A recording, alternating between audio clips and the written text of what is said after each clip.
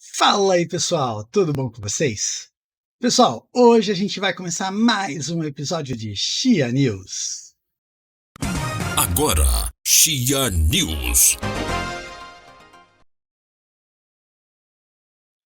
E a gente vai começar mais esse episódio de Chia News falando de Ethereum, que apesar de não ser Chia, é criptomoeda e tem muito a ver com o Chia, tá? Não exatamente e não diretamente ligado. Mas, se vocês estão reparando nos últimos dias, o Ethereum tem subido muito e o Ethereum tem puxado outras criptomoedas, né? Por incrível que pareça, se a gente for olhar, o Bitcoin ele deu uma descolada um pouquinho do Ethereum, não muito descolada, né? O Ethereum tem puxado um pouco o Bitcoin, mas tem puxado principalmente outras criptomoedas, tá? E eu vejo o Chia como uma dessas criptomoedas que acaba indo junto com também o Bitcoin, mas puxada por outras que têm subido junto com, como o Ethereum, tá? E pessoal, essa onda que está indo das criptomoedas, tá? Ela é normal. As criptomoedas elas sobem junto e descem junto, tá? Mas eu vejo isso, né, muito como uma questão de filosofia, tá? As criptomoedas de filosofia não vou colocar mais verde, tá? Mas as criptomoedas de filosofia que vendem uma filosofia mais moderna, tá? E é exatamente isso que está acontecendo com o Ethereum. O Ethereum está se modernizando, tá? Existe um fork, né? Não é um fork, né? Mas um EIP, né? O EIP 35 alguma coisa, eu não estou lembrado do número agora, mas que iria começar a valer no verão agora de 2022, 2022, mas que foi prorrogado para o final de 2022, né? Que faria com que o Ethereum deixasse de ser minerado, né? O Ethereum deixaria de ser minerado por placas, deixaria de ser minerado por ASICs e tal, né? Então isso foi prorrogado, né? Mas o que aconteceu essa semana, o que aconteceu ontem, anteontem, foi basicamente o início desse processo, tá? Que eu vou falar um pouquinho mais para vocês nesse vídeo, tá bom? Pessoal, quando eu falei para vocês agora há pouco que o Ethereum sofreu uma modernização, tá? Foi basicamente isso, uma modernização, e foi uma modernização muito necessária, tá? Por quê? O Ethereum, ele vinha de uma moeda, uma simples criptomoeda, né, quando ele foi lançado, a uma moeda que o seu blockchain carrega nas costas outras N criptomoedas, né, outros tokens, como a gente chama, e outras NFTs, DeFis e tudo mais. Então, hoje, o Ethereum é uma blockchain, vamos colocar assim, extremamente pesada e sobrecarregada, né? As transações que passam por aquela blockchain, elas são muitas transações, e aquelas transações elas sobrecarregam aquela blockchain no sentido de fazerem com que as taxas daquelas transações né, como são muitas transações, as taxas acabam ficando altas, tá? Isso tem dois fatores. O primeiro fator é quem tenta fazer uma transação na rede blockchain do Ethereum paga taxas altas, pagava taxas muito altas, tá? E agora está pagando taxas um pouquinho mais baixas. E o segundo fator é quem minerava o Ethereum acabava se beneficiando disso, porque essas taxas altas pagas por quem fazia transações na rede Ethereum, elas iam direto para os mineradores que mineravam o Ethereum. Tá? Então, sempre tem alguém, para alguém ganhar alguma coisa, alguém tem que estar perdendo alguma coisa. Na vida é assim. Tá? E com essa mudança, algumas coisas aconteceram. Então, vamos lá. Essa notícia, pessoal, essa notícia da CNBC, tá? Foi a notícia mais completa que eu encontrei. Até encontrei uma outra aqui essa daqui, eu acho, do CoinDesk, mas eu gostei mais dessa daqui, eu achei que ela foi mais bem escrita, tá? Então eu coloquei uma versão traduzida aqui para trazer para vocês, tá? todas essas notícias que eu estou colocando aqui, pessoal, vou deixar na descrição do vídeo, vocês podem ler elas depois na íntegra, tá? Eu achei bem interessante, tá? E vou deixá-las aqui para vocês. Mas por enquanto eu vou passá-las aqui rapidinho, vocês podem dar uma analisada e qualquer coisa vocês podem dar uma parada no vídeo, se vocês quiserem dar uma lida com mais calma, etc, tá? Mas basicamente, o que eu quero falar para vocês? O Ethereum estava, as pessoas, né, estavam aguardando essa mudança com tanta ansiedade, que o Ethereum vinha subindo há semanas, não vou dizer semanas, mas pelo menos há uma semana, uns 10 dias, ele vinha subindo com bastante força, tá? Para vocês terem uma ideia, o Ethereum, alguns dias atrás, estava $2.200, e hoje o Ethereum, nesse momento, está 3.100 e alguma coisa, $3.150, se eu não me engano, tá? Então, é uma mudança muito radical, uma mudança muito violenta, um aumento de preço muito violento para uma moeda que já vinha com preços muito altos. Tá? Se a gente fizer uma retrospectiva muito curtinha, há um ano atrás, o Ethereum estava valendo $350. Tá? Então, se vocês analisarem, a gente teve uma valorização menos de $350. Não estava valendo $350. Uma valorização de praticamente 10 vezes. Tá? Isso dá 1000% de valorização.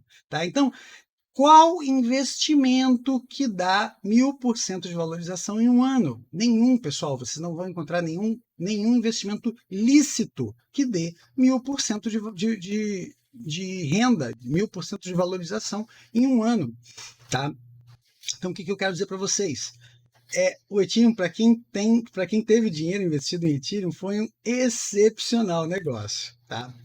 Então, isso parte disso, pessoal, no sentido de as pessoas estarem aguardando essa mudança, né, essas mudanças na rede Ethereum, né, porque não é só essa, né, além dessa mudança, eu estava falando, a mudança do Ethereum deixar de ser minerável, porque isso também é uma mudança, tornaria o Ethereum muito mais verde, o Ethereum se tornaria muito mais próximo do Chia, né? Como eu falo para vocês. Na verdade, eu diria para vocês que o Ethereum se tornaria mais verde até que o Chia, porque o Chia hoje ele é minerável por HDs, mas ele ainda gasta um pouco de energia. Né? Quando o Ethereum passar a não ser mais minerável por placas de vídeo né, ele passar a ser, a rede Ethereum passar a ser através de nodes, eu acredito que ele vai gastar menos energia ainda que o Chia. Né? Então, eu estou supondo, tá, pessoal? Eu não tenho certeza daquilo que eu estou falando. Eu estou falando na base do que eu acredito. Tá? Então, se isso for verdade, né, a gente partiria para seria uma moeda ainda mais verde, seria uma mudança radical, né? Mas eu ainda penso que essa mudança ainda é uma mudança muito longe, né? Eu ainda acredito que essa mudança não vai acontecer no fim de 2022, porque são muitas forças que têm contra uma mudança tão radical como essa, tá? O Ethereum ainda tem muito lobby, vou colocar assim, em nome da mineração. Né? Eles estão devagarinho fazendo pequenas mudanças e tal para diminuir a questão da mineração, mas isso não vai acontecer de uma hora para outra. Tá? Então, com essa mudança que aconteceu, o Ethereum ele já perdeu bastante da lucratividade para os mineradores. Tá? Então, por exemplo, aqui nessa notícia que a gente está vendo, ele está dizendo, na verdade não foi nessa notícia, na outra notícia essa daqui, ele está dizendo que o Ethereum ele perdeu cerca de 20 a 30, de 30 a 40%, né? Ele fala aqui. De 30 a 40% da rentabilidade. Eu queria encontrar aqui para mostrar para vocês. Mas para os mineradores. Mas, pelo que eu conversei com algumas pessoas, eles estavam me dizendo que não, que estava perdendo de 15% a 20%, tá? Que é um número até razoável, se a gente considerar que, não, que é um número até razoável. Mas a gente também tem que analisar outro fator, que o valor da moeda subiu muito. Então vocês perderam, né? Quem minera Ethereum perdeu de 20 a 30, né? De 15 a 30, vamos colocar assim mais ou menos, por cento. Na rentabilidade em Ethereum, mas como o valor da moeda subiu bastante, vocês acabam compensando isso em valor final, em valor em dólares, né? Então eu acredito que não seja tanto fim do mundo assim, tá? Mas pensem que isso é o início do fim, né? A gente tem que analisar que isso também isso é o início do fim, tá? Aqui ele está mostrando a questão das taxas, tá? E eu quero falar um pouquinho mais para vocês sobre a questão do gas, né? Pessoal, sempre que vocês fazem uma transferência, uma transferência de moeda em Ethereum, vocês estão pagando um gas, né? Antigamente o gas ele era muito interessante antes, porque quando vocês faziam uma transferência, vocês colocavam ali, na verdade a gente não tinha muito controle disso, né? Você quando colocava o valor da transferência passava ali, aparecia um valor da transferência ali, geralmente o valor da transferência era alto, e a gente ficava esperando aquela transferência acontecer. Se naquele momento aquela transferência, para aquela nossa transferência entrar na blockchain naquele momento, o gas fosse mais alto do que o valor que a exchange estava prevendo naquele momento, ela ficava em hold, ela ficava esperando para um momento propício, né? E aí ela ficava aguardando um outro momento onde o preço do gas estivesse mais baixo, né?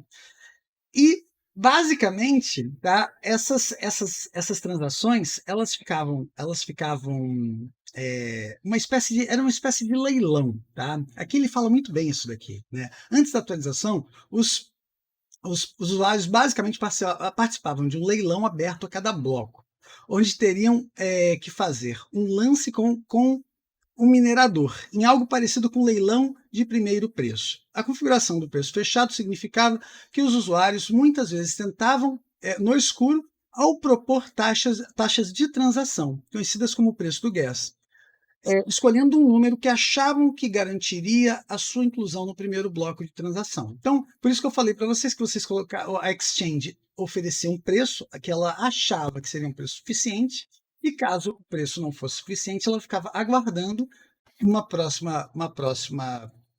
bloco que aquele preço fosse suficiente para fazer a transação, né? Então, às vezes, a transação ficava aguardando, a gente tinha uma demora, né, para fazer a transação. E agora, quem controla esse preço é a rede Ethereum, tá? Então, fica um pouco mais previsível, né? Aí ele até explicava aqui, né, que alguns usuários sentiam necessidade de priorizar suas transações, etc. Por isso que em algumas exchanges, por exemplo, acho que a Coinbase, você tinha como colocar prioridade alta, prioridade média, prioridade baixa, e aí realmente, né, você pagava mais taxa ou menos taxa, dependendo da sua prioridade, né? Isso agora está mudando, né? A taxa, essa gas, ela é oferecida ela é proposta, na verdade, pela rede, tá? Só que ainda tem o pulo do gato, né? É, você ainda tem como pagar um plus, né, para que você tenha uma prioridade na sua transação, tá? Pessoal, é tudo muito complexo ainda, tá? Mas o que a gente precisa entender é o seguinte: eles fizeram muitas modificações na rede, tá? E as modificações mais importantes são, primeira, agora eles suportam muito mais transações por bloco, né? Pelo menos o dobro, tá, de transações por bloco. Tá? Isso é interessante porque, para comportar todas aquelas transações das DeFis, dos tokens, de todas aquelas transações que o Ethereum vem fazendo dentro da rede do blockchain deles, né? Porque não adianta eu ter uma blockchain que comporta um monte de coisas se eu não consigo comportar todas aquelas transações que acontecem dentro daquela rede. Tá? Então, esse é o primeiro fator. O segundo fator é esse que eu estou falando para vocês, que o preço do gas é oferecido pela pela rede, tá? Então é um pouco mais previsível, apesar de que ainda tem essa questão do plus, que é um pouco maior, que você, né, tem como pagar um pouco a mais para poder ter prioridade na sua transação. E o terceiro fator é que parte desse gas não é oferecido, parte. Tem gente dizendo que é 50%, mas pelos cálculos que eu estava vendo aqui, não chegou a 50% nesse período, né? Esses dias que ele estava colocando, né, esses dias que já está rolando esse processo. Parece que estava só em 40%. Basicamente, esses 40 e poucos por cento, né, do gas, ele está sendo queimado, tá? Então ele não está sendo devolvido aos mineradores, né? Ele está sendo queimado, ele está sendo retirado de circulação. Isso, em tese, causa uma certa pressão deflacionária na moeda, tá? O que é até interessante, faz a moeda valer mais, faz a moeda ter uma certa pressão deflacionária, né? Ela vai causar um aumento de valor na moeda, né? Eu, pessoalmente, eu gosto dessa ideia porque faz com que a moeda suba de preço, né? E a moeda subir de preço também é bom para os mineradores, né? Então, de certa maneira, eles podem, alguma maneira, se beneficiarem disso, tá? O problema é que é um tiro no escuro, né? Um tiro no escuro e, na verdade, um tiro no pé, porque é o primeiro passo para o novo o novo Bitcoin, desculpa, o novo Ethereum, o Ethereum 2.0, né? Então, é mais ou menos esse que é o problema, tá? Aqui ele ainda fala, né, que em vez de realizar o leilão cego para determinar o preço de cada bloco, né, do gas, né, o protocolo do Ethereum decide algoritmicamente a taxa de transação com base na demanda geral da rede, tá? Ele é bem interessante, pessoal. Agora o processo ficou um pouco mais mas tem uma lógica por trás do processo, né?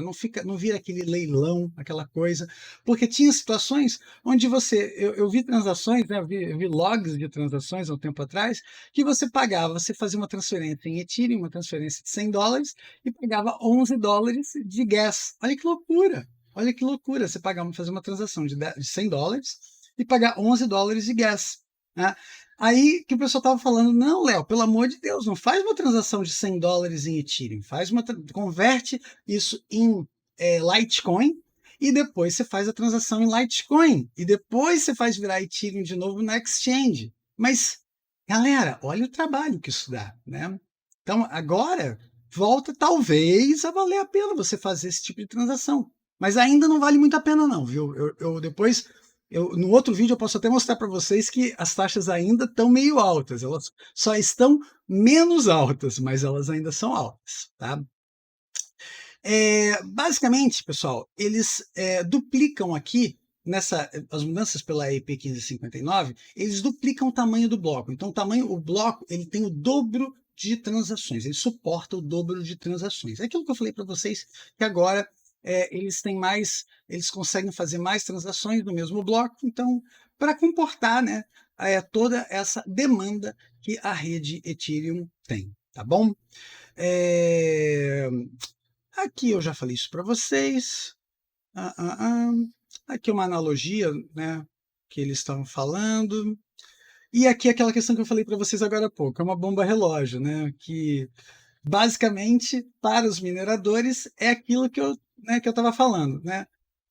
Isso é o início do fim, né? Porque agora, cada vez mais, né, eles vão precisar menos dos mineradores, né? É o início da demonstração de que eles precisam menos dos mineradores e, né, comprovando o sistema deles agora, né, eles conseguem, a hora que eles quiserem, né, tirar o sistema de mineração e passar para o Ethereum 2.0, né?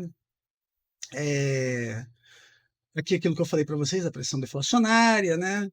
E basicamente é isso, pessoal. Eu não quero me estender muito nesse assunto, porque eu tenho outros assuntos para tratar aqui nesse Chia News, tá bom? Vamos lá. Eu achei legal esse GIF aqui. Pessoal, esse aqui é o Twitter do Brian Cohen, tá?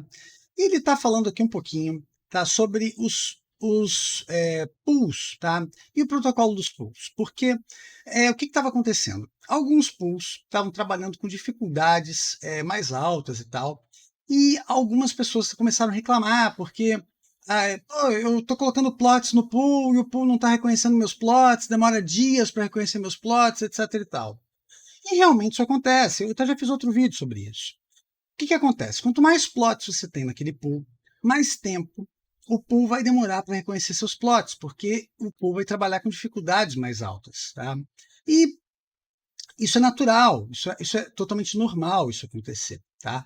Mas quando o pool começa a trabalhar com dificuldades mais altas, os mineradores acabam reclamando, né? Os farmers, quem está farmando naquele pool, acaba reclamando por causa desses motivos que eu estou falando para vocês.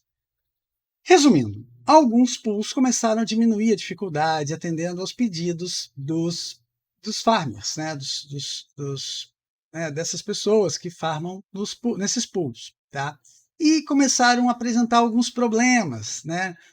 Problemas do servidor do pool não comportar mais todos aqueles clientes, né? Todos aqueles farmers ali trabalhando com dificuldade 1 ou dificuldade 2, né, que era trabalhando com dificuldades baixas. Tá? E por que isso acontecia? Isso acontecia porque você trabalhando com dificuldades baixas, você trafega muitos dados do servidor para o farmer, para o cliente. Né? Você está o tempo todo checando provas com o cliente. Tá? Pessoal, isso é natural. O sistema de dificuldades do pool foi criado justamente para isso. Tá? Então, o que o pool faz? O pool começa com uma dificuldade baixa. Ele começa checando os seus plots. Ele checou seus plots, ele viu que seus plots são reais, que você não está fazendo plots fake, etc. E ele começa a subir a sua dificuldade, tá? Para que ele não tenha tanto problema de ter que te manter manter um sistema de atualização tão constante com você. Né? Você tem que imaginar sempre o seguinte: se ele tem 10.000 clientes, se ele tem que atualizar 10.000 clientes a cada 1 segundo, ele não vai conseguir manter todos em dificuldade 1. Ele tem que ter dificuldade 10, dificuldade 15, assim por diante. Tá? Eu mesmo já fiz outro vídeo aqui onde eu estava mostrando a questão das dificuldades. Vou deixar esse videozinho aqui para vocês sobre as dificuldades. Tá? Resumindo, tá? Tudo que ele está dizendo que os pools têm que escalar essa dificuldade, né? Então, isso aqui é bem detalhista, é bem... Ele gosta, né, de colocar as coisas em GIFs e animações e mensagens subliminares. Né? Os pools não podem simplesmente confiar no espaço que os farmers dizem que tem. Eles têm que checar o espaço, né, que eles têm com respostas né, e que o blockchain faz na forma de challenges, de desafios. Né? E aí aqui, pessoal, ele está falando que se os pools trabalharem com dificuldades muito baixas, né, porque aqui o objetivo é que eles deem consistência para o processo, né? Porque se você tiver em solo, né, a diferença é justamente você tá com um pool para você ter a consistência nos ganhos, né, coisa que você em solo você não vai ter, né? E que se você estiver trabalhando com dificuldades muito baixas, e você tiver muitos clientes no pool, né, com muitos plots, obviamente, você vai estar basicamente fazendo um DDoS no seu pool. Né? E é verdade, né? Um ataque DDoS é um ataque com um excesso de acessos. Né? É como se você tivesse muita gente tentando acessar o seu pool ao mesmo tempo. Né? Basicamente é isso. Né? E aí é que ele continua, né? Falando que setar dificuldade por farmer, né?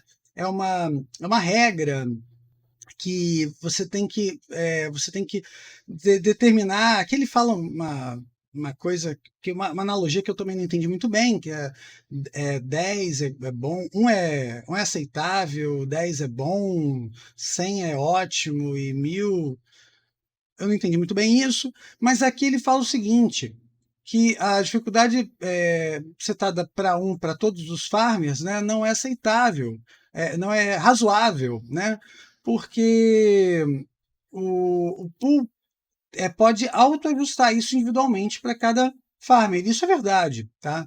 É, e, e um pool com 1.000 farmers, né, etc. Aqui ele está colocando números, pessoal, só para vocês analisarem a questão de acessos, né? E qualquer servidor low-end, né, qualquer servidor simples, conseguiria lidar com um número básico de 1 milhão de requests por dia, 1 milhão de acessos por dia, né? Que se você dividir isso aqui pelo número de minutos que você tem num dia, né, daria 10 acessos por segundo, o que é tranquilo para qualquer servidor simples, tá? E aí ele fala uma informação que eu acho interessante, que o código fonte deles, o código que eles ofereceram para os pools, não tem essa parte de controle de dificuldade automatizado oferecido pelos pools, né? O controle de dificuldade não é oferecido por eles. Eles têm que os próprios pools que tiveram que programar isso. Tá? Eu achei interessante isso, porque, né, olha aqui, ó, o código referência não oferece ajuste de dificuldade dinâmica por farmer, né? Mas isso no código de referência existe a assunção, né? Assume-se, né, que isso seja significativamente reescrito por cada pool, né? Adicionando a dificuldade dinâmica é muito fácil, né? E seja reescrito tudo do scratch, né? Do básico, né? Em particular, setar a dificuldade de 1 para todos os farmers precisa ser revisto, né? Colocar seriamente, seriamente, pessoal, isso precisa mostrar um pouco de competência. O jeito Brent Cohen de ser, mas o jeito dele, né? Galera, basicamente o que ele está dizendo aqui é que os pools têm que fazer um pouco mais no programa que eles ofereceram, né? Eles ofereceram um programa básico e os pools, basicamente, não fizeram, não adaptaram aquele programa básico. Eles basicamente colocaram ali e deixaram do jeito que estava, tá? Ele está dizendo que o pessoal tinha que dar uma reprogramada ali, dar uma editada naquelas linhas de código para editar, para fazer uma edição dinâmica, né? Para fazer um código onde ele faça uma programação dinâmica de acordo com o número de plots que cada usuário tenha, né? Então, por exemplo, um usuário que tenha 10 plots, ele vai mantendo a dificuldade de 1 ou 2, tudo bem. Um usuário que tenha 100 plots, ele vai levar essa dificuldade para 5 ou 7, talvez. Um usuário que tenha 1.000 plots, ele vai levar essa dificuldade para 20. Não sei, estou supondo. Né? Um usuário que tenha 2.000 plots, ele vai talvez levar essa dificuldade para 30, né? E assim por diante. Né? Isso é razoável, porque o servidor tem que saber, tem que poder lidar com esse número de plots e com esse número de usuários, escalando o número de plots que cada um tem. Tá bom? Basicamente isso que eu vou trazer sobre essa noticiazinha aqui, que eu achei interessante trazer para vocês, porque, bem ou mal, é uma coisa que a gente não sabia, né? Que o código que eles forneceram para os pools não era tão completo assim. Eu achei que eles forneciam um código completinho, que era praticamente pegar e rodar, né? E não é. Reparem que cada pool tem a sua dashboard, né? A dashboard de cada pool é diferente, totalmente diferente, né? Então, ou seja, cada pool teve que programar a sua dashboard do zero, né? Vamos para a próxima notícia. Pessoal, tem rolado muita controvérsia a respeito do Chia, né? Deles terem, eles estarem exercendo uma questão como é que eu vou explicar para vocês, né? Do nome Xi, etc. E aí, com isso, veio muita história e muitas histórias até mentirosas, né? Que eles estavam em acordo com governos estrangeiros, etc. E aí eles colocaram no site deles, publicaram um Canary, Warranty Canary, né? que eu não sei exatamente o que isso significa, mas parece que é uma é, é uma coisa pública, né? Que eles colocam certos princípios, né? Algumas coisas para refutar algumas inverdades que vinham sendo ditas, tá? E eu achei interessante eles dizerem isso porque, de certa maneira, coloca algumas coisas, meio alguns pingos nos is, coisas que vinham sendo ditas e eles ficavam calados, né? Ninguém falava nada contra uma inverdade não refutada, a inverdade acaba prevalecendo, né? Então, eles disseram, ó, que não vem, vamos ler aqui em português, né? Não foi emitida nenhuma carta de segurança nacional, né? Issued any national security letters. Acredito que não teve nenhum problema com a segurança nacional, né? Acredito eu. Não foi emitido nenhuma ordem de silêncio, né? Não sei exatamente o que isso quer dizer, tá? Não foi servido com intimações ou mandatos secretos do governo, tá? Acredito que isso aqui teria eventualmente alguma coisa a ver com eles tentando, eventualmente, tentando roubar alguma informação de governos estrangeiros, não sei, tá? Não foi não foi servido com intimações, mandatos, foreign intelligence, foi servido com mandatos, não, emitidos quaisquer ordens do Tribunal de Vigilância de Inteligência Estrangeira. É aquilo que eu falei para vocês, né? É, governos estrangeiros, né? É, não foram emitidos quaisquer, não aqui, não nenhum conhecimento de backdoors na nossa rede, criptografia ou software. Isso é interessante saber, porque de alguma maneira eles não estão, como é que eu vou dizer, né? Eles não estão não tem, né, participação de qualquer tipo de complô governamental quanto a isso. Né? Isso daqui é bom saber. E não teve nenhuma apreensão de bens. Ele até coloca aqui que o número 5 é provavelmente mais relevante, blá blá blá blá blá blá. Interessante, pessoal, mas assim, é mais assim uma coisa assim que é porque tem muita, como eles é, é, é complicado falar, né? Porque como eles acabam se envolvendo com um monte de polêmicas, eles acabam se envolvendo em polêmicas que são mentirosas, né? Quando você acaba falando, fazendo, quem se envolve em um monte de polêmica, né? Acaba dando asas à imaginação de outras pessoas a criarem polêmicas fantasiosas, né? Então, mas pelo menos que bom que eles estão se manifestando e espero que eles deem uma maneirada nas polêmicas, né? Eu espero que eles, né, olhem para frente assim, falando, não, pera um pouquinho, vamos seguir um rumo mais correto e tal, né? Tá sendo, eu tô vendo isso aqui com tão bons olhos assim que o preço da moeda está subindo, né? A gente, né, hoje esse preço da moeda chegou a US$ 270, né? Eu tenho visto com bons olhos o preço do chia e tal, as coisas, né, de certa maneira, estão indo bem para o chia. Eu vejo assim, né? É, lembra, eu fiz um vídeo outro dia, né, falando que tinha batido no fundo de US$ 158, se eu não me engano, e depois disso a gente nunca mais viu chegar perto desse fundo de novo, né? Então, eu acredito, eu vejo com muito bons olhos se essas polêmicas do Chia elas se acabarem e a gente começar a olhar para frente o Chia só pelas coisas boas que o Chia tem, né? Que não são poucas, são muitas coisas legais que o Chia tem para oferecer, né?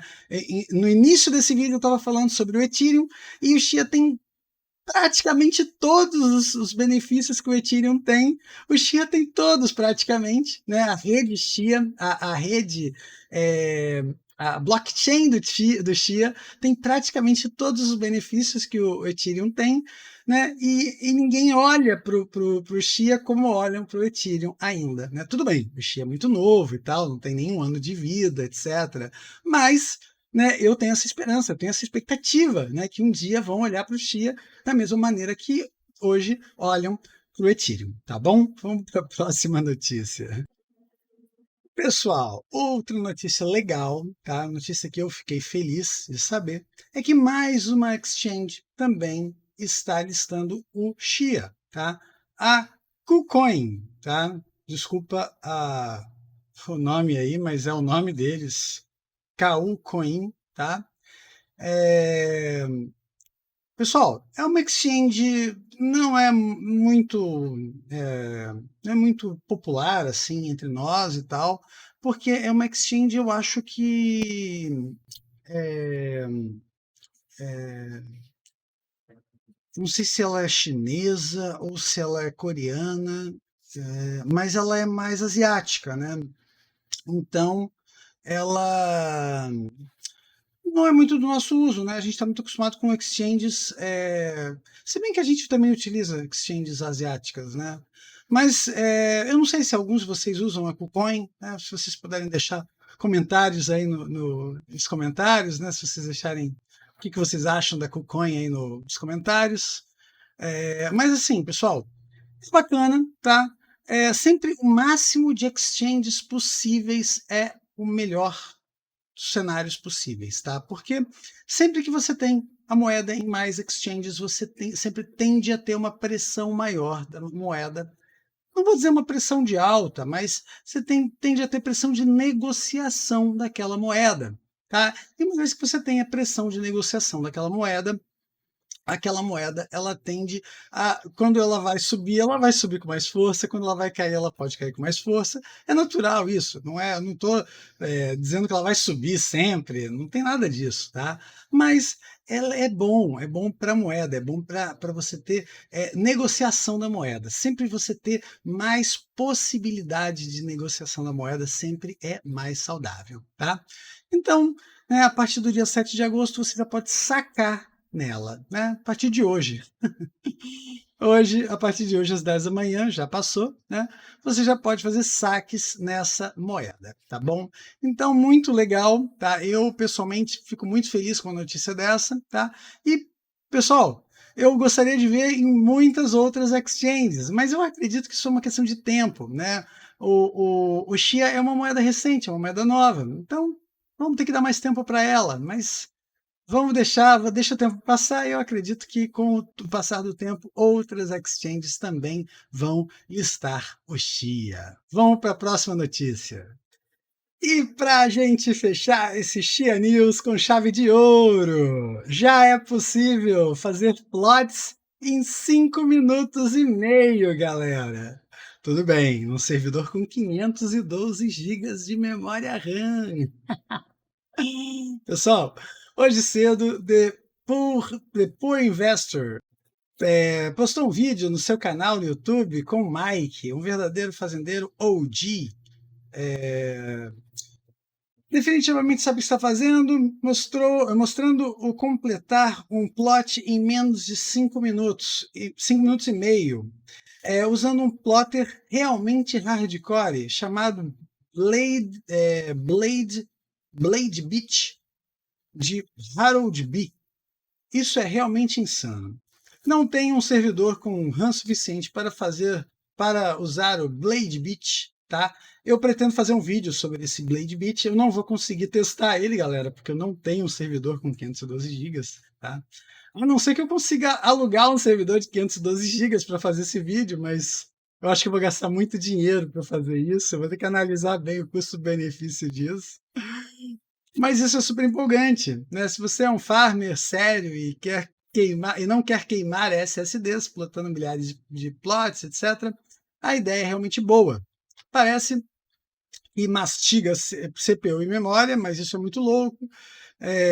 Assista o vídeo abaixo e papapá. Pessoal, vou deixar esse videozinho aqui para vocês na descrição do canal, tá bom? E vou deixar todas essas notícias também para vocês na descrição do canal. Mas, galera, 5 minutos e 15 segundos, 5.15, galera, é muito legal, hein? É muito legal, tá? Realmente é espetacular, tá?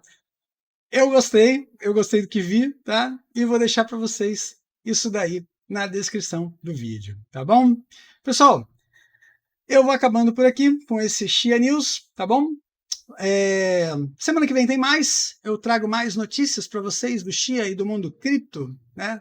O que tiver acontecendo no mundo cripto e no mundo Chia também, né? Porque o mundo Chia não deixa de andar junto com as notícias do mundo cripto, né? A gente tem que sempre pensar que uma coisa sempre caminha junto com a outra, tá?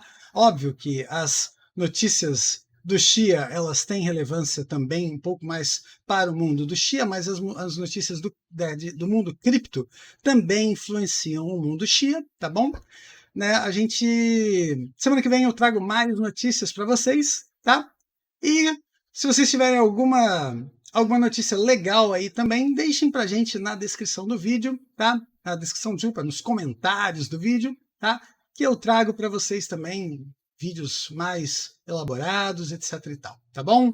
Pessoal, um grande abraço. Quem gostou do vídeo, deixa aquele like pra gente. E quem não segue o canal ainda, segue a gente e clica no sininho para vocês serem notificados dos próximos vídeos, tá bom? Aquele abraço e até logo. Tchau, tchau.